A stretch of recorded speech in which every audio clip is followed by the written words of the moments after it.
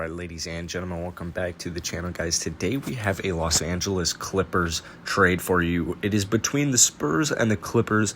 Got this off Bleacher Report. Since it's the offseason, I just kind of like going through trades, breaking it down, give my opinions, because sometimes there's actually a relatively good trade on Bleacher Report, as crazy it sounds, or whatever article I'm getting it off of. So this trade goes DeMar DeRozan, the Clippers receive via sign and trade, and the San Antonio Spurs receive Ivica Zubac and Luke Kennard. Now, right away, I'm not quite sure about this. I don't think that the Spurs...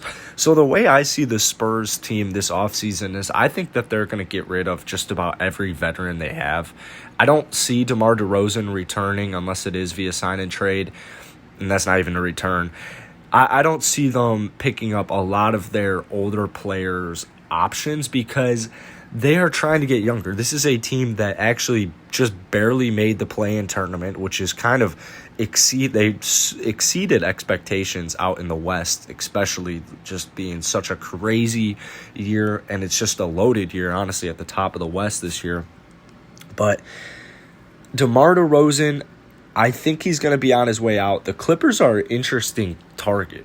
Now, they could definitely use another shot creator to definitely ease the pain off of Paul George and Kawhi Leonard. Hopefully, Kawhi stays in free agency. I think he should be. But if either one of those gets injured as well, DeMar DeRozan can come in and step up. Now, in this past season, he averaged 21.5 points per game and about 7 assists per game. So DeMar DeRozan is clearly capable. Now, he is 31 years old. He reaches the end of his contract here, and it seems like he's just definitely destined to join another team. And the Clippers joining their first ever Western Conference Finals, even though they lost Kawhi Leonard to a right knee injury.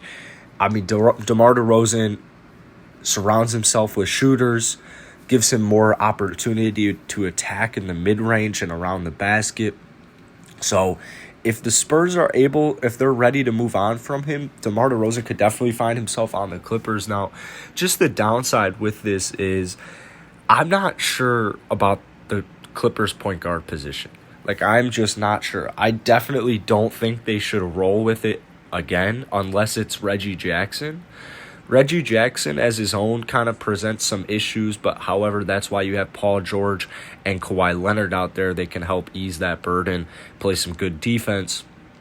DeMar DeRozan would only help that. Now, Reggie Jackson should get paid this offseason, right? He's going to get paid. He just had a phenomenal playoffs. He averaged like 18 points per game, shot 48% from the field, shot 44% from deep, 80 plus from the line. I mean, he is going to get paid. So it kind of comes down to, are the Clippers going to pay him? If you ask me, I think they actually might. There's a lot of options out there. However, this free agency, it's just kind of about making the money work. Because you already have, I mean, you got two huge contracts in Kawhi Leonard and Paul George. Now, to get real quick on the Spurs, Rudy Gay, Patty Mills, those guys are free agents. I think those guys are gone as well. Zubac is 24 years old, and then Luke Kennard is a 2017 lottery pick with a 41.3% three-point rate. So this trade makes sense for both teams. The Spurs, you're getting your young players that you want to let continue to develop. You might even make the playoffs, but I think the Spurs are definitely expecting a huge jump from guys like Keldon Johnson, guys like Derek White, couldn't think of his name for a second, but I think they're just expecting a pretty big leap, and if not, then they'll have some issues to deal with on their own, and they'll have to, make some big moves in free agency or what have you. But for the time being, this trade is perfect for every team if the Clippers are going to get Reggie Jackson back. But like I said, there are just so many options out there this year in free agency that I'm not sure Reggie Jackson is going to come back to the Clippers. So a lot of it comes down to that, because I know for a fact if I'm the Clippers, I'm not going into next season with Patrick Beverley as my starting point guard. It didn't work this last year. It didn't work the year before. It didn't work the year before.